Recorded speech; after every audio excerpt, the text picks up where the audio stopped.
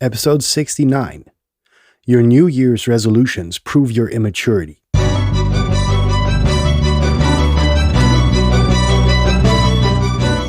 You're listening to the very best podcast in the world on health, wealth, and happiness. Please remember to leave a review and share with all your friends and family. And here is your host, Lars Hilser.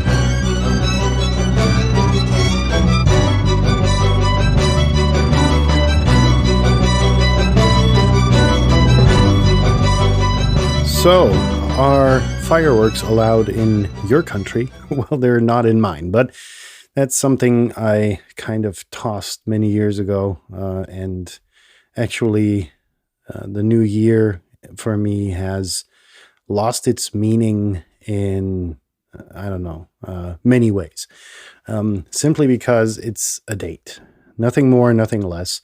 And, I always get a lot of questions. What are your New Year's resolutions? And the fact that a substantial part of the New Year's resolutions that everybody makes fail, period.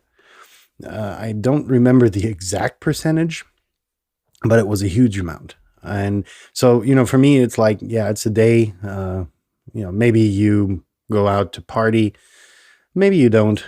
For me, it's always been like kickback. And the reason is really a realization I had, when I, went from being employed to going to self-employed, which I technically was before, but you're in an agency and you're whatever.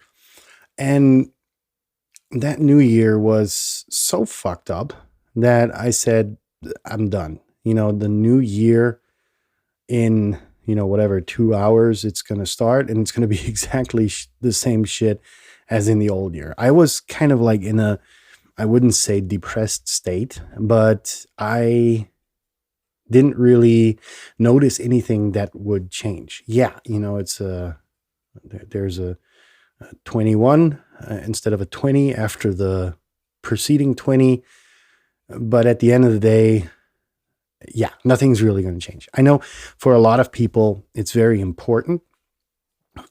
This day of the year, for me as a kid, was it important. We would spend all of our Christmas money on fireworks and spend all night walking through the village, in the freezing cold, with a lighter, just, lighting fireworks and having a joyous time when we were able to blow shit up. But, like I said, the previous experience kind of changed all of that. Now, I don't want to demotivate you. This is not to be a note of despair, but there's no result out of the change of date. You're not going to be a different person. Nothing's really gonna change, except for, like I said, a few features of numerology, perhaps. And other than that, the weather's going to be the same. You're going to be the same person. You're going to get your money, your paycheck for, the week or the month. And besides that, maybe you're going to have a hangover because you got too hammered. But at the end of the day, there's nothing really different, right? You get a day off for, it being the new year. There's no real meaning to that. And, the importance that you attach to it is way overrated, right? You get measured by results always in life, and if you're going to take, tons of incomplete shit over into the new year, it's still going to be the same shit, just with, a 21 after the 20 instead of the 20, right? And I'm going on a rant here, but for me, this is personally very meaningful, right? Let go of this New Year's resolution stuff. If you want to change something about your life, change it. And don't change it on the 1st of January of the next year. Change it now. It's in your hands. And if you're moving that onto this date, I've heard a lot of people who are like, well, next year, this was in July, next year, I'm going to lose 20 pounds. I was like, well, start now. What's keeping you? Is like some elf going to drop down and magically make it easier for you?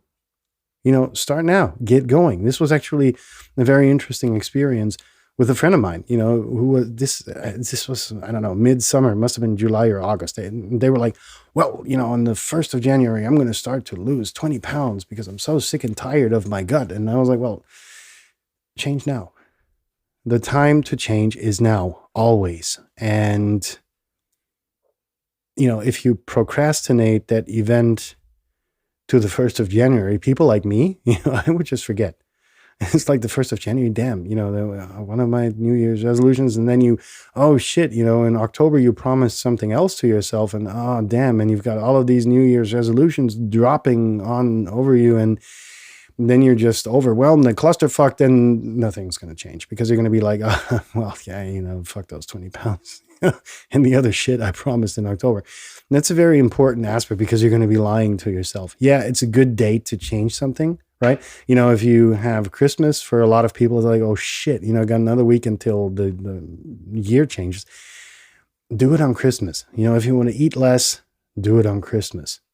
If you want to take off weight, start on the 25th. Yeah, a lot of us have good food at, Christmas Eve. Let's talk about it, right? Turkey is good. Food is good. Everything is good. So one day is okay. A week is bullshit, right? You're bullshitting yourself. You're bullshitting your surrounding. And at the end of the day, like I said, with this person in particular, it was the laughing stock really of the coming year, because I said, what about your diet plans? And he was like, whatever. I just kind of canned it because I had so many other things to do and, blah, blah, blah. That was kind of like the person that procrastinated everything really until, I don't know, and there was no obvious reason in that. They were just, they were not getting the things done immediately and waiting for, I don't know what, really. So my answer is, what makes January 1st really that special for your goals? And how do they depend on it? Is it not better to just get started now, right? And just, I don't know, start change now. It's much more fulfilling.